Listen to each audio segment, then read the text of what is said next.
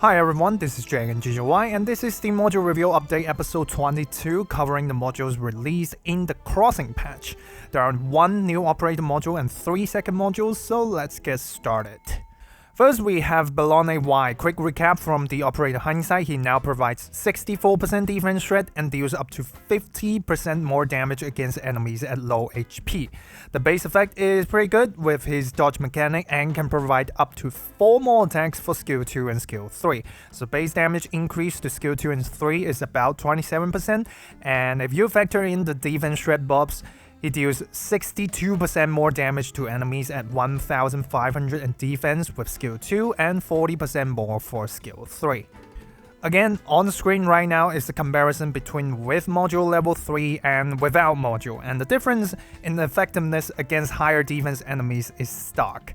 Despite not being very meta, the module at least gives him convincing stats that make him competitive at times, so if you use him in any capacity, level 3 is definitely a priority.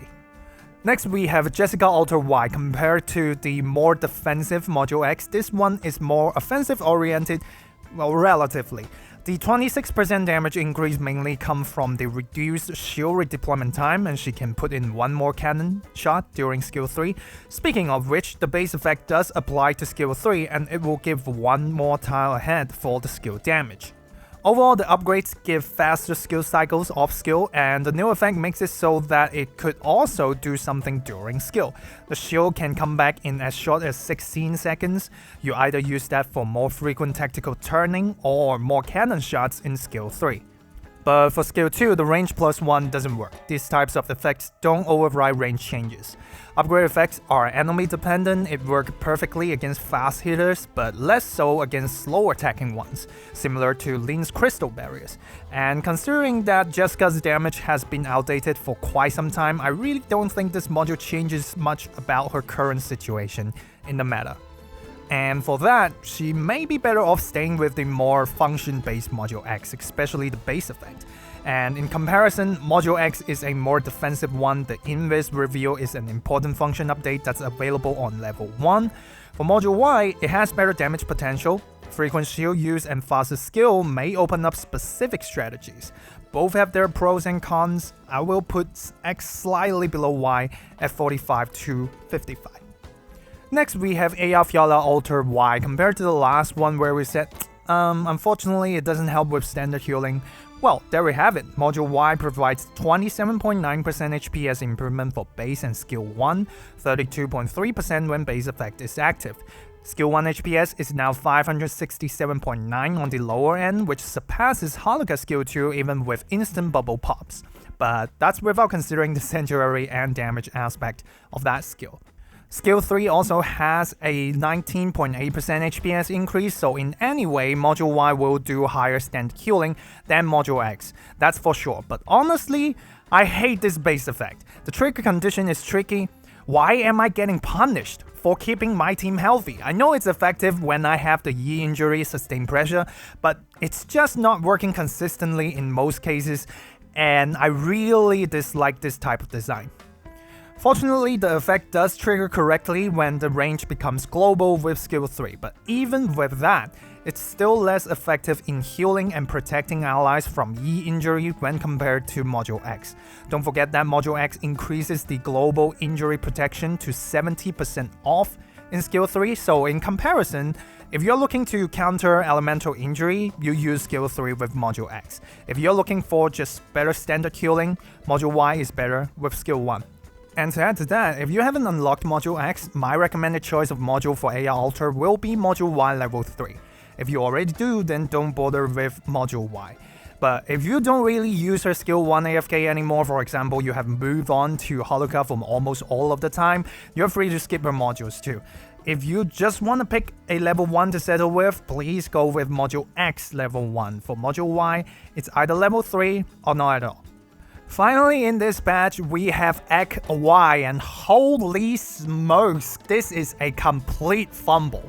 I haven't seen modules that are this bad in a very long time. The only good thing I can say about this module is that the base effect can stack with other similar effects, either from relics or other operators kit to further shorten the redeployment time. and that we can expect one for Eyjafjalla Alter in the future. That's it. The base effect sounds fitting of his playstyle, but his skill cycle is 48 seconds with Module X if he stays on the field, while retreating will be 51 seconds with Module Y, even with Potential 3. While it does free up the deployment slot temporarily, I just don't think it's that impactful with all things considered. They gave him 5% more self-heal bonus in upgrades, but no max HP increase in attributes, so that when he triggers the self-heal from Talent 1, it actually heals less than Module X. All other effects suggest that this module tends to go the deploy, do something, then retreat playstyle, then why bother with the self-sustain? The single target healing on Hello Drop is just the most pointless effect, maybe behind the skill damage increase from the OG Texas module.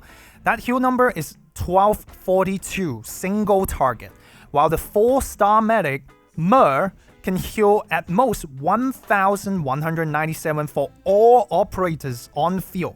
Most frustratingly, this healing doesn't create any form of overheal or barrier on excess, so it doesn't help with keeping a skill 2 or skill 3 ally target staying alive. If an operator can naturally tank the hits from Ek, I'll make sure that they are healthy when I do it.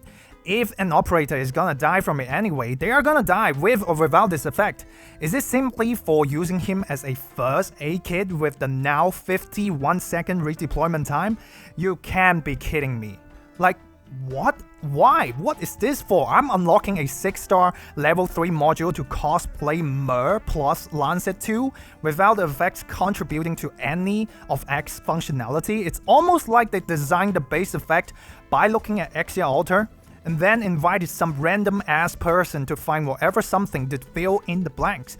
In fact, 2 of them, okay? And eventually created this abomination. You know what? This may just be the worst module in Arknight's history. Some in the past were attempts in the wrong direction, but this one feels like a taunt against my game knowledge. Like, let's see if we can get away with releasing something like this. And unfortunately, it seems that they did get away. In comparison, Module X has better damage, better survival, better crowd control, and better skill cycles, while the new module is an absolute garbage. I swear to God, if something like this happens again, this series is over, and a new series called Module Renting Update will take its place.